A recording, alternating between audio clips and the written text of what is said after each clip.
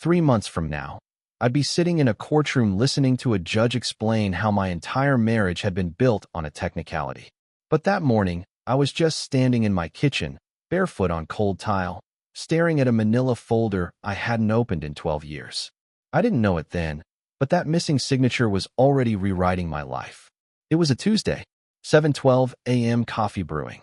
Rain tapping against the window like it was impatient. My husband, soon to be not my husband, had left early for work, barely touching his toast. We were in one of those quiet phases couples don't talk about. Not fighting, just distant, polite, careful. The folder had been in the back of a filing cabinet, behind old tax returns and a warranty for a microwave we didn't even own anymore. I wasn't looking for it. I was looking for our house deed. That's how these things always start. Accidental. Innocent. The label read, Prenuptial Agreement. I remember laughing under my breath. God, we were so dramatic back then. Lawyers. Notaries. Big promises about just in case. We were young, in love, and convinced paperwork could protect us from becoming our parents. I sat at the kitchen table and opened it. At first, everything looked normal. Pages of dense legal language. My name. His name. Dates. Clauses I vaguely remembered arguing about. I skimmed, half bored, half nostalgic. Then something made me stop. The signature page. My signature was there. Clear. Confident. Dated 2 weeks before our wedding. I even recognized the pen. I'd borrowed it from the lawyer because mine had run out of ink. His signature was there too. Or at least, I thought it was. I leaned closer. Tilted the page. Ran my finger under the line where his name should have been written. There was a line. But no name. No signature. No initials. Nothing. Just a blank space where his commitment was supposed to be. At first, my brain rejected it. That's not possible. We both signed it. I remembered him joking about how romantic it was. I remembered the notary stamping the page. I remembered everything, except this. I flipped through the pages again. Faster this time. My hands were shaking. Maybe there was another copy. Maybe this was a draft. But every page told the same story. One signature. Mine. The coffee machine beeped, announcing it was done. I didn't move. The smell of burnt coffee filled the room, sharp and bitter, but I barely noticed. My chest felt tight, like I'd forgotten how to breathe properly. What does this mean? I thought. Does this even count? I snapped a photo of the page and sent it to my sister with one line. Am I missing something here? She called immediately. Are you sitting down? She asked. I am, I said. But I feel like I shouldn't be. There was a pause, long enough to make my stomach drop. If he never signed it, she said carefully, there might not be a prenup at all. Those words echoed in my head. Might not be a prenup at all. I looked around the kitchen, the countertops we renovated together, the fridge covered in vacation magnets, the quiet proof of a shared life. Assets, debts, years. And suddenly, none of it felt stable. I didn't confront him that night. Or the next day. I needed to be sure. So I made an appointment with a lawyer. Quietly, privately. I told myself it was just to understand, not because I suspected anything darker. Still, I didn't know it then, but that blank line was the first crack in everything I thought was solid. If you've ever trusted something because it felt official, because someone told you it was handled, you know the kind of fear I'm talking about. The slow, creeping realization that maybe no one was really protecting you at all. I slid the folder back into the cabinet, exactly where I found it. And for the rest of the day, every time my phone buzzed, every time the front door opened, I wondered if he already knew. Because part of me couldn't shake one terrifying thought. What if that signature wasn't an accident? And what if he'd been counting on me never noticing it was missing? I went back to our wedding day the way people revisit crime scenes, slowly, obsessively, looking for what I'd missed. It was a Saturday in late spring. Warm, bright, the kind of day photographers pray for. I remember standing in the bridal suite, my dress hanging from the closet door like something borrowed from another life. My mother was crying. My friends were laughing too loudly. Someone spilled champagne on the carpet and nobody cared. I was calm. That's what stands out now. I wasn't nervous. I wasn't second-guessing anything. I felt settled, certain, like I'd already won. The prenup had been signed weeks earlier, or so I believed. I remembered the lawyer's office vividly. The dark wood desk, the stack of papers clipped together, the way the pen felt heavier than it should have. I remembered signing my name and thinking, this is so unromantic. I remembered teasing him about it afterward. What I didn't remember was watching him sign.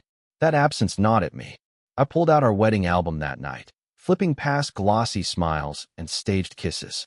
There was a photo of us leaving the venue, hands intertwined, guests throwing petals in the air. Everyone looked so confident about us. Like failure wasn't even a concept yet. I wondered where he was that day when I was getting ready. I remembered he showed up late. Not dramatically late, just enough to raise eyebrows. He blamed traffic. Always traffic. Looking back now, I see how often he used that excuse. 2 days after I found the missing signature, I finally sat across from a lawyer. Her office smelled faintly of lemon cleaner and old books. She didn't rush me. She let me talk. I told her about the folder, the blank line, the sick feeling in my stomach. She reviewed the copy carefully, her finger tapping once against the page. "If this is the only executed version," she said slowly, "and if he truly never signed, then yes, this agreement may be unenforceable." Maybe. That word dangled between us, sharp and dangerous. Wouldn't someone have noticed? I asked. A notary? The attorney? Someone. She met my eyes. You'd be surprised how often things slip through when people trust each other. Trust. That word again. On the drive home, I replayed conversations from years ago, moments that had felt insignificant at the time. The way he'd brushed off money discussions. The way he'd insisted on keeping things simple. The way he'd always been just vague enough to avoid specifics. That night, he came home late. Again. Long day, I asked, forcing my voice to stay even. "The worst," he said, dropping his keys into the bowl by the door. He didn't look at me when he said it. I studied his face, every line, every familiar expression, searching for something. Guilt. Awareness. A crack. Nothing. I wanted to ask him then. Just blurted out. "Did you sign the prenup?" But fear held me back. Not fear of his answer. Fear of confirming what I was starting to suspect. Instead, I waited. Over the next week, I paid attention in a way I never had before. How he changed the subject when finances came up. How he grew tense whenever legal mail arrived. How he asked, casually, whether I'd been cleaning out old files. My heart thudded so hard when he said that I thought he might hear it. No, I lied. Why? He shrugged. Just curious. That was the moment something inside me shifted. Not broke, hardened. I didn't know it then, but our wedding day wasn't just a celebration. It was a sleight of hand. A performance. And somewhere between the vows and the cake cutting, something crucial had been left undone. Or deliberately undone. Late one night, unable to sleep, I pulled the prenup out again and stared at that empty line. It looked louder now. Accusatory. I imagined him sitting in that lawyer's office years ago. Imagined him nodding, smiling, agreeing, while quietly not signing. I whispered the question into the dark kitchen, like it might answer me back. Was this a mistake, or a plan? And for the first time since I found the folder, I allowed myself to consider the possibility that my marriage hadn't just fallen apart. It may never have been legally whole to begin with. The envelope arrived on a Thursday afternoon, tucked between a grocery store flyer and a credit card offer. Plain. White. My name typed neatly across the front. No return address. I knew who it was from anyway. My lawyer had warned me this moment was coming.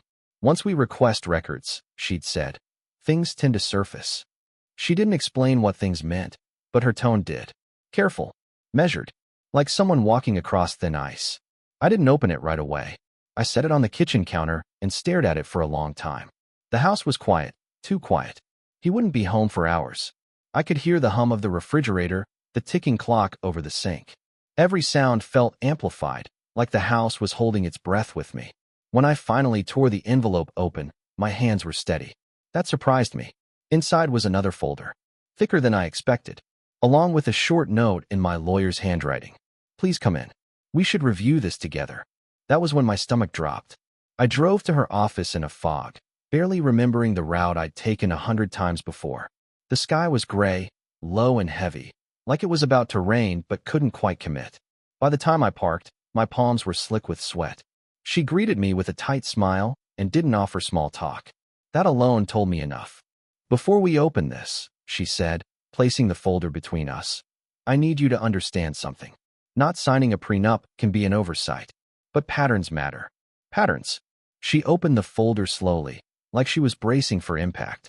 Inside were scanned documents from the law firm that had drafted our prenup years ago. Intake forms, email chains, billing statements, notes scribbled in the margins. And then she slid one page toward me. It was an internal email, dated 3 days before our wedding. The subject line made my chest tighten. Client declined execution.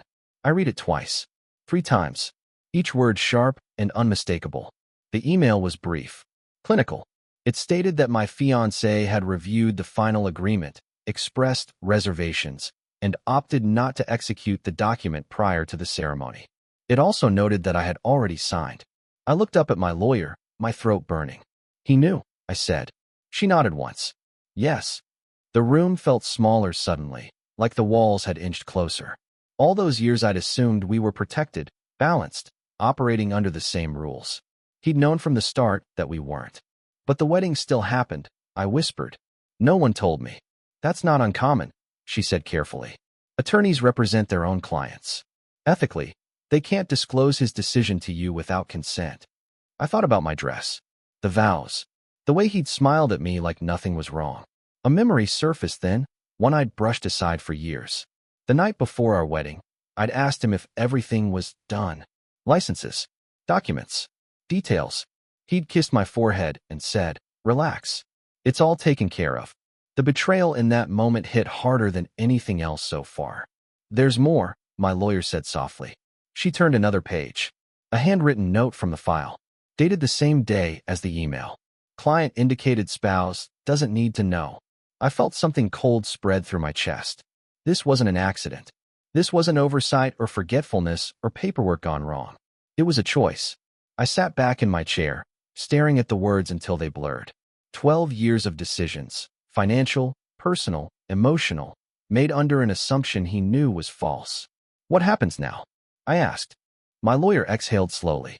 Now, she said, we prepare for the possibility that everything you believed was protected isn't. On the drive home, I didn't cry. I felt hollow, like something essential had been scooped out of me and replaced with air. That night, when he asked how my day was, I smiled and said, fine. But inside, one truth echoed louder than anything else. He hadn't just forgotten to sign. He'd decided not to, and built our entire marriage on my ignorance. The first time I said it out loud, my voice didn't sound like it belonged to me. There was no prenup. The words hung in the air between my lawyer and me, heavy and unreal. She didn't correct me. She didn't soften it. She just nodded, like she'd been expecting me to arrive at that conclusion on my own. One missing signature, she said, tapping the document, can undo an entire agreement. One line of ink, or rather, the absence of it. I kept staring at the signature page.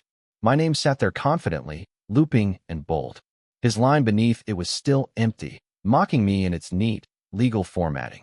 For years, I'd believed that page represented mutual protection, equality, boundaries we'd agreed on together. Now it felt like a trap I'd walked into willingly. What does this mean for me? I asked. She leaned back in her chair. It means we have to assume full marital exposure. Assets acquired during the marriage, commingled funds, retirement accounts. Everything is potentially on the table. Everything. The word echoed as I drove home later that afternoon. The house looked the same from the outside. White siding, trimmed hedges, the porch light we always forgot to turn off during the day. But it didn't feel like mine anymore. Or maybe it never fully had been. That night, I poured myself a glass of wine and sat at the dining table, the prenup folder spread open in front of me. I traced the blank line with my finger, slowly, like if I touched it enough times it might explain itself. I thought about all the moments I'd deferred to him, the times I'd said, "You're better with money," or "You handle the investments." The quiet trust I'd handed over without question. I didn't know it then, but I'd been negotiating blind. A week later, the first official letter arrived, this time with a return address. His attorney. Formal, polite, devastating. It stated that, after review, they agreed the prenuptial agreement was unenforceable due to lack of execution by both parties. I read that sentence over and over. My hands shook so badly I had to sit down. He knew this was coming. He'd always known. When I confronted him that night, I didn't yell. I didn't cry. I just placed the letter on the counter between us. "What is this?" I asked. He didn't even pretend to be confused. "So you finally found it," he said quietly. That hurt more than anger ever could have. "You never signed it," I said. "You let me believe we were protected." He sighed, rubbing his face. I didn't think it would matter. Didn't think it would matter? I repeated. My voice cracked despite my effort to stay calm. At the time, it felt unnecessary, he said. We were in love. I didn't want to start a marriage planning for it to fail. The irony almost made me laugh. So instead, you planned for me to fail, I said. He flinched at that. I just didn't want to argue, he muttered. You were so set on it. I stared at him, seeing him clearly for the first time in years. The avoidance, the half-truths, the way he'd always chosen the path that benefited him most while telling himself it was for the greater good. You took away my choice, I said softly. You decided for both of us. He didn't answer. That silence told me everything I needed to know. Because one missing line of ink hadn't just invalidated a prenup. It had exposed the truth about who I'd been married to all along. The courtroom was colder than I expected. Not just the air, the atmosphere. Sterile, unforgiving. The kind of place where emotions felt out of place, like they'd be politely tolerated but never acknowledged. I sat at the long table beside my lawyer, hands folded tightly in my lap, trying to keep them from shaking. Across the aisle, he sat with his attorney. Calm, composed, almost bored. I wondered how many times he'd rehearsed this moment in his head. This wasn't the final hearing. Not yet. This was preliminary, procedural, they called it. A chance for the court to determine whether the prenuptial agreement even existed in the eyes of the law. Whether 12 years of assumptions meant anything at all. The judge entered, and everyone stood. He was older, silver-haired, with the kind of tired eyes that suggested he'd seen every version of human betrayal imaginable. When we sat again, the room felt smaller, tighter. Arguments were made. Statutes cited. Case law referenced like armor. I tried to focus, but my mind kept drifting. To our wedding photos, to holidays, to nights I'd fallen asleep believing we were equal partners. Then the judge raised his hand. One question, he said, peering over his glasses. The room went still. He looked directly at my husband.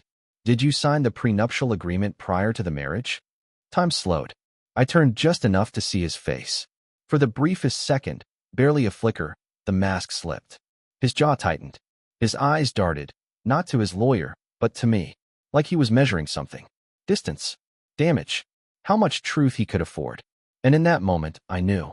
No, he said. One word. Quiet. Final. The sound of it landed in my chest like a dropped plate. Sharp. Unmistakable. Impossible to ignore.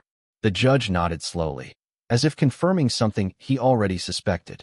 He made a note on the page in front of him, the scratch of his pen loud in the silence. That's sufficient, he said. My lawyer placed a hand over mine, grounding me. I hadn't realized I'd stopped breathing. His attorney tried to recover, launching into explanations, intent, good faith, mutual understanding. But the room had already shifted. The question had done its damage. Intent didn't matter anymore. Facts did. When the hearing ended, the judge didn't rule immediately. He didn't need to. His expression said enough. We were dismissed with instructions to prepare for proceedings without a valid prenuptial agreement. Without protection. In the hallway outside the courtroom, I finally looked at him fully. He wouldn't meet my eyes. Why? I asked. Just that. One word. He exhaled, long and tired. I never thought it would come to this. That's not an answer, I said. He looked up then, and for the first time, I saw fear. Not for me. For himself. I thought we'd always work it out, he said. I didn't think we'd ever be sitting in front of a judge. I laughed softly, bitterly. You made sure I thought we were safe. You made sure you weren't bound. That's not fair, he snapped. Neither is what you did, I said, my voice steady despite the ache spreading through my chest. He turned away without responding. In the days that followed, reality began to sink in. Bank statements requested. Asset lists compiled. Accounts scrutinized. Every financial decision we'd made together was now being re-examined under a harsh, impartial light. And with each document, one truth became clearer. The prenup hadn't failed us. He had. I didn't know it then, but that single question from the judge, the one he couldn't dodge, was the moment my marriage officially ended. Not with a verdict, but with an admission. Once the prenup was officially off the table, the tone of everything changed. What had been tense became surgical. My lawyer called it discovery. I called it excavation. Every account, every transfer, every signature from the last 12 years was suddenly fair game. Nothing was assumed. Everything had to be proven. Boxes of documents started arriving. Bank records, tax returns, trust disclosures, papers I'd never seen before, despite believing I knew every corner of our financial life. That was the first clue. I sat in my lawyer's office flipping through statements when I noticed a familiar last name, his mother's, attached to an account I didn't recognize. It wasn't large, but it was consistent. Monthly deposits. Same amount. Same timing. What's this? I asked. My lawyer leaned in, her expression tightening. That's not marital income, she said slowly. That looks like a family trust distribution. I frowned. He told me his parents' trust was dissolved years ago. She didn't respond right away. She pulled another document from the stack and laid it beside the first. According to this, she said, it was restructured. Quietly.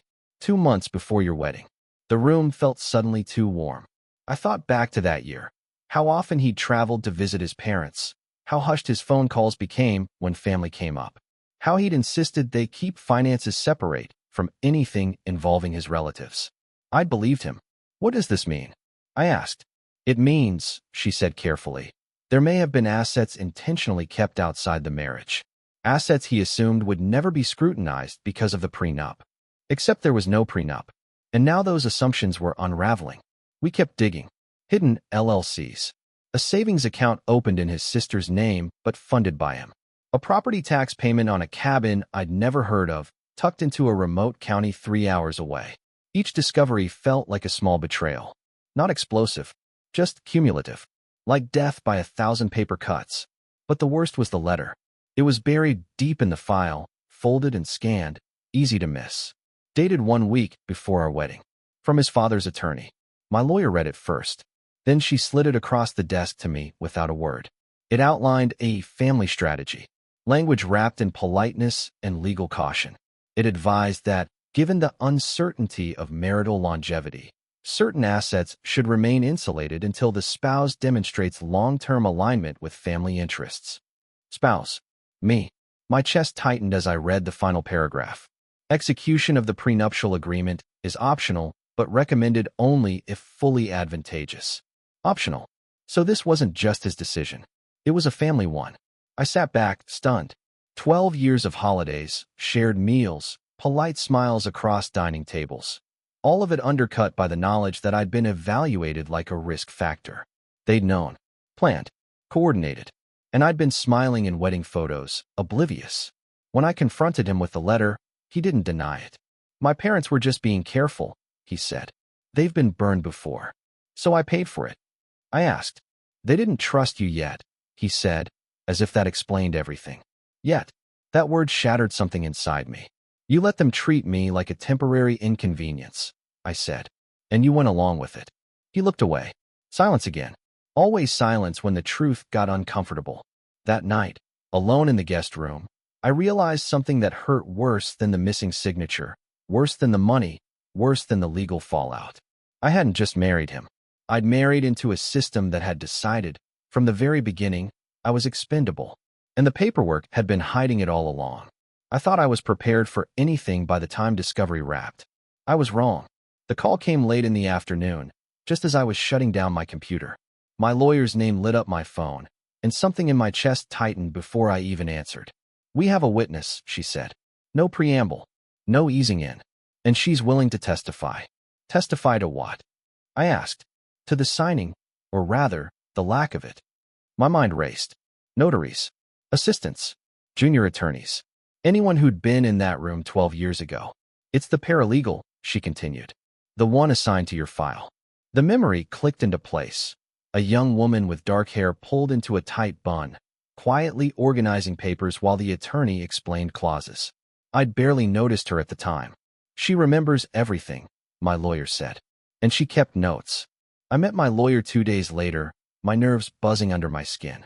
She slid a sworn affidavit across the table. I read slowly, forcing myself not to skim. The paralegal stated that I'd signed first, that I'd asked if everything else was ready, that my fiancé, my husband, had said he needed more time, that the attorney had advised postponing execution until after further discussion. But the wedding happened anyway. And then came the sentence that made my breath catch. Client instructed that no further follow-up with the spouse was necessary. I looked up. That's him. Yes. my lawyer said. That's him. The affidavit continued.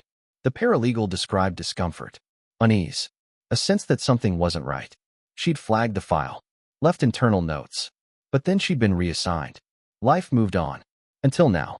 She found her old notes when we subpoenaed the firm's records, my lawyer said. She contacted us herself. Why? I asked. She said it never sat right with her. That night, I barely slept. I kept replaying the wedding day, the smiles, the vows. The knowledge that someone in the room, someone quiet, observant, had known something was off. At the next hearing, she sat 3 rows behind me. Older now, confident, still composed.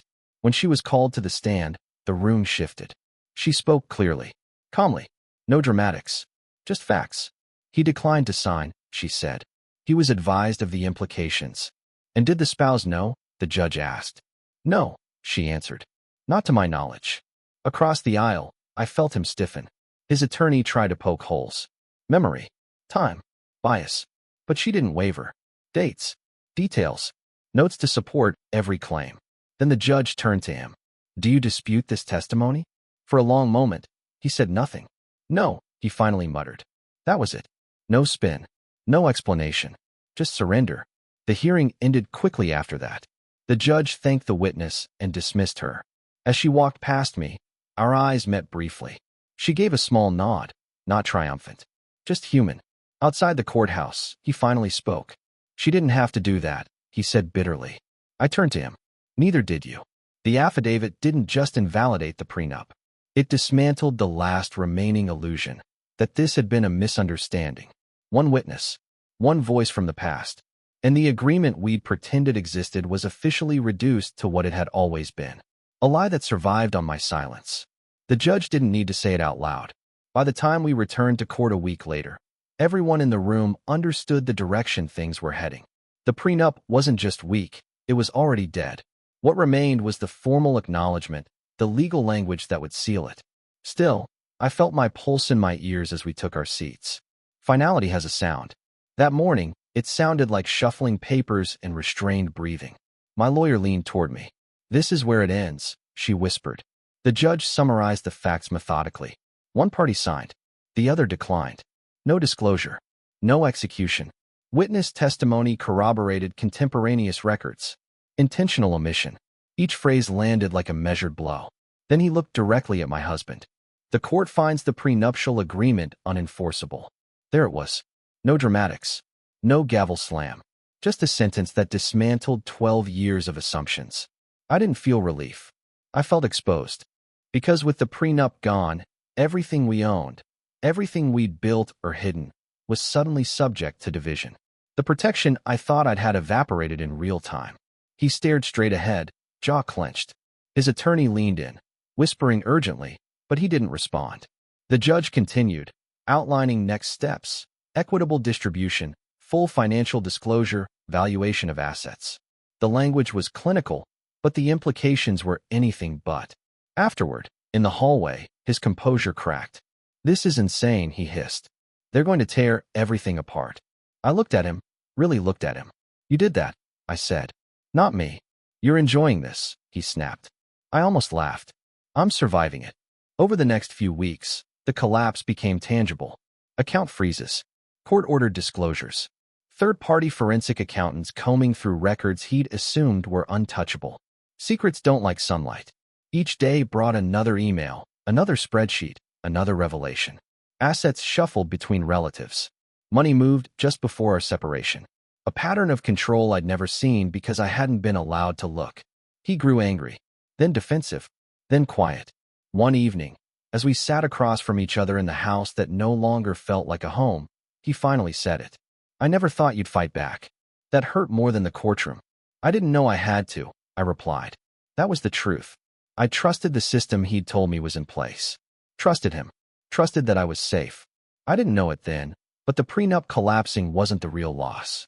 The real loss was realizing how easily I'd been erased from decisions that defined my life. Late one night, I found myself back at the kitchen table, staring at the same blank signature line that had started all of this. It looked smaller now, less powerful. The fear it once held had drained away, replaced by something steadier. Resolve. Because once the prenup collapsed, there was no pretending left. Only the truth. And the truth had finally been allowed into the room. The judge didn't need to raise his voice. By the time we were back in court, everyone already knew where this was headed. The room felt heavy, like the air itself understood that something long propped up was about to fall. I sat beside my lawyer, hands folded tightly, trying to steady my breathing. Finality has a sound. That morning, it sounded like papers sliding across polished wood and the quiet cough of someone trying not to be noticed. My lawyer leaned toward me. "This is the ruling," she whispered. The judge adjusted his glasses and began reviewing the record. One party executed the agreement. The other did not. No subsequent disclosure. No ratification after the wedding. Witness testimony and internal documentation confirmed intentional non-execution. Each sentence landed with clinical precision. Then he looked directly at my husband. "The court finds the prenuptial agreement unenforceable and void." No gavel. No pause for reaction. Just words that erased 12 years of assumptions. I didn't feel triumphant. I felt naked. Because with that ruling, the illusion of protection vanished. Everything, accounts, investments, property, even decisions I'd never been part of, was now exposed to scrutiny. The safety net I thought existed had never been there. I glanced at him. His face was tight, color draining from his cheeks. His attorney whispered urgently, but he didn't respond. For the first time, he looked unsure. The judge continued, outlining the consequences: full financial disclosure, equitable distribution, forensic accounting where necessary. The legal language was sterile, but my chest ached with the weight of it. In the hallway afterward, the silence finally broke. "This is out of control," he said, voice low and sharp. "They're going to dig into everything." I turned to him. "That's what happens when you lie," I said quietly. He scoffed. "You wanted the prenup. Now look what you've done." I stared at him, stunned by the audacity. "You're blaming me for something you never signed?" His eyes flicked away. Over the following weeks, the collapse became real in ways I couldn't ignore. Court orders arrived. Accounts were frozen. Third-party accountants started tracing money trails he'd assumed would never be followed. Patterns emerged. Transfers made just before major purchases. Assets parked under relatives' names. Moves that only made sense if you believed you'd never be questioned. He grew irritable, then defensive, then strangely subdued. One night, sitting across from me at the dining table, he finally said, "I didn't think you'd push this far." The words stung. "I didn't think I'd have to," I replied. That was the truth. I hadn't entered my marriage expecting to defend myself legally. I trusted the system he'd assured me was in place. Trusted him. Late that night, long after he'd gone to bed, I opened the prenup folder one last time. I stared at the blank signature line that had once terrified me. It didn't scare me anymore. The prenup hadn't protected me. It had hidden things from me. And now that it was officially gone, there was no more pretending. No more shadows to hide in. Only the truth and the consequences that came with it.